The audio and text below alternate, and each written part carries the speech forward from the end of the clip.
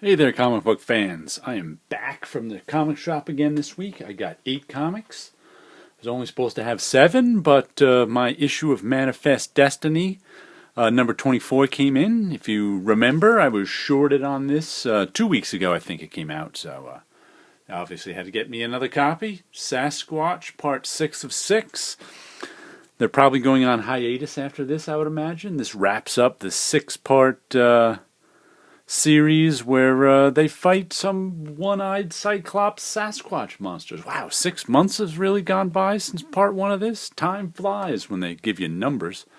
But anyway, Manifest Destiny, issue number 24. And here is The Wicked and the Divine, issue number 23. I like this cover than the ones I've been seeing lately. At least we get to see the whole image without a logo over the guy. Oh, look, we got an image on the back. Some sort of cone of roses and a phone? I don't know.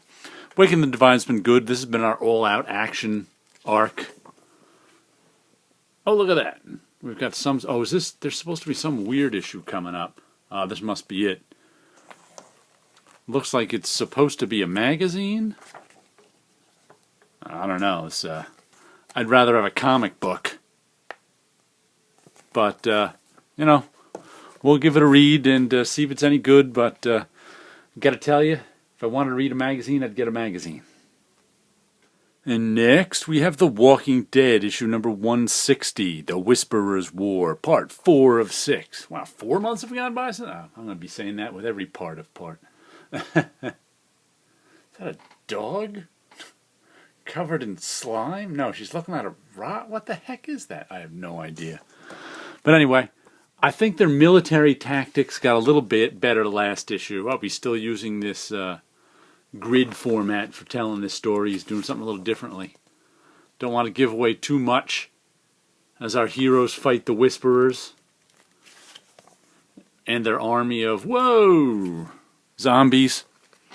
What can I say about The Walking Dead? We all know what it is. I enjoy the comic. Matter of fact, I only watched the first season or 2 or maybe 3 of the TV show. I don't remember. But the comic is enough for me. I really don't need the TV show. The comic satisfied all my Walking Dead entertainment needs, so I'm sticking with it. And Southern Bastards is back with issue number 15. I guess this... I don't know what this story arc is going to bring us. It looks like it's going to bring us our heroes fight back against the crazy people who are running the town. But I'm not really sure because this series has subverted my expectations every time. There's a Coach Boss. He's kind of the corrupt coach that runs the town. And it was her father who was kind of the hero of the very first story arc. And you thought it was him coming back to his old hometown to set things right story arc, until it wasn't. And now is it going to be she's coming back to her father's old hometown to set things right story arc? I suspect it won't be, but that doesn't mean I'll know what it is. And that's a kid who was kind of a victim of the coach's thugs, and can't remember who the guy with the bow and arrow is. It's been a while since Southern Bastards was out, and their storylines skip around, but excellent series. Give it a read. And here is Rough Riders, issue number 7. Last issue was filled with mayhem and all these characters dying, and bless it was probably some... And in 2 issues before, our hero, Teddy Roosevelt, got some alien mind control bug put in his head. An insect, or some kind of alien insect. And then last issue was all... You couldn't tell what was real and what wasn't. They were all shooting each other and dying, and it kind of ended with... those are all the bugs. Ended with Teddy Roosevelt shooting himself in the head. So, that led you to believe it was all some sort of... mind play, but I mean, they're not going to kill every single lead character in issue 6. But we'll have to see exactly what happened last issue in this issue. Rough Riders has been fun, historical fiction, sort of in the vein of League of Extraordinary Gentlemen, which I wasn't a huge fan of League of Extraordinary Gentlemen. I enjoyed it because I enjoy both Alan Moore and who was that? Kevin O'Neill, right? Is that his name? Is that who drew it? But I enjoy the guy who did Martial Law, right? But I enjoyed both of their works, and I enjoyed League of Extraordinary Gentlemen. But I wasn't top shelf Alan Moore for me. And matter of fact, I like Martial Law better. That Alan Moore didn't even write. But anyway, Rough Riders has been a solid book, just like that other book I mentioned. League of Extraordinary Gentlemen was a solid book. So is this. Now we've got Revival, issue number 44. It's only going to 48, so we're in the home stretch. We've got our little boy, our little girl assassin in training, our assassin, our old guy, and the... Who's the woman who's... I can't remember. Is that the sister who's pregnant, who's a reviver? I don't remember her with that long hair, but nice cover. Is this a Jenny Frison cover? Is that who's been doing there? I only know her work from some cover. Yeah, Jenny Frison. I only know her work from some Revival covers, really. And she does a really nice job with them, I have to say. There was a big reveal a couple issues ago of who a murderer was, and I got to tell you, I didn't even really care who the murderer was, though. Who was this particular murderer in the story was like a sideline in this whole tale for me. So it was a big reveal, and to me I was like, oh, okay. I wasn't really even thinking about who the murderer was. It only mattered that she was a reviver. I think that's that woman who's pregnant who got murdered, and that's weird. But she revived, and we never even knew she was murdered until this. But anyway, the big reveal was kind of like, for me, it was kind of like, oh, okay. But it's a good story. Can't wait to see how it ends, and pick up some trades if you're interested. And next we have Deadly Class, issue number 23. And I have to say, last issue was something of an interesting read in that we're kind of treading the same ground over again, only with new characters. And so we have a completely different perspective. The class that went through the first, 21 issues is now kind of welcoming a new class to this crazy school for assassins. And it's funny because we went into the series knowing nothing about the school, we were entering as if we were the freshmen. So we knew nothing about this crazy school, and over the next 21 issues we learned every nutty thing about the school. So now we're entering again as the new freshmen and as the returning sophomores. So it's kind of I really found last issue interesting and completely different from the rest of the series in that we know so much now that we didn't know at the beginning of the series. So it gives me a completely different perspective on these new students, and I found that compelling. So can't wait to see where things go with this second issue of Year 2.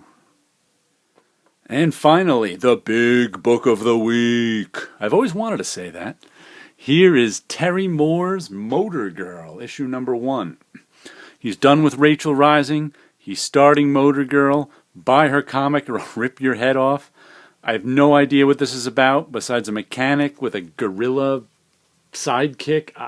You got me. Zero, but it's Terry Moore. Terry Moore is an automatic buy for me.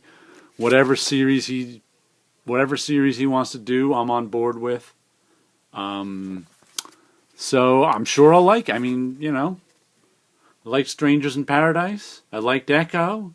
I liked Rachel Rising. Yeah, I even liked his Paradise 2, which was comic strips. So I'm sure Motor Girl will be a fun read. I have no idea how many issues it's gonna. He often has no idea how many issues it's gonna run either. He just kind of has an initial story in mind, and if it's doing well financially and he can think of more stories, he does, and if not, he tries goes to a new series. So I hope you pre-ordered your Terry Moore Motor Girl, because I'm sure there's not going to be a lot of shelf copies of this book, but it's well worth tracking down. And finally, we'll give you a look at my background art. I was feeling nostalgic, so I pulled this out. I wish I was smart enough to date this in my youth. I think it's from the early 90s. It's back before I learned to meticulously date everything, because when you're 27, you don't necessarily put a date on everything because your frame of reference for your work is so much smaller than when you're 50. And when you're 27, you can remember just about when you did every piece. But, 20 years later, you can't. So I think this piece is from the early 90s. It's the only pen and ink and watercolor I've ever done at this size. I usually work in oil or acrylic when I'm working big, not on paper. And this is kind of an early example of me learning to draw on this particular Surrealist automatic drawing method. Let me see if I can get you a little closer look at some of the weirdness. We got bullets with faces. We got a character just standing. I often have characters standing on strange platforms. That one's quite unbalanced. Got a guy on a giant mountain face. We've got these strange blue faces up here. I must have been looking at Mobius or something, because that's what those backgrounds remind me of. Got some waves. I don't think I've done waves like that in a long, long time. I'll have to revisit that. Some guy, yellow guy diving. That guy's on some Brooklyn steps. And here's probably one of the earliest versions of the Little Modman character I've drawn. I don't know if I've ever shown that, but there it is. An old piece, and just a little lesson to you youngsters to date things that you do. Put a date on it. That way you know 20 years. Like I said, I didn't start meticulously dating everything until probably I was in my early to mid 30s, because that's when I probably started forgetting when I did things like this. Because when you're 27 and you've got maybe 7 years of work behind you, you can remember it. But when you've got 27 years of work behind you, all of a sudden you're like, when did I do that? But anyway, there's a look at a piece just because I wanted to pull something old out and get nostalgic over it. So you guys have a good week.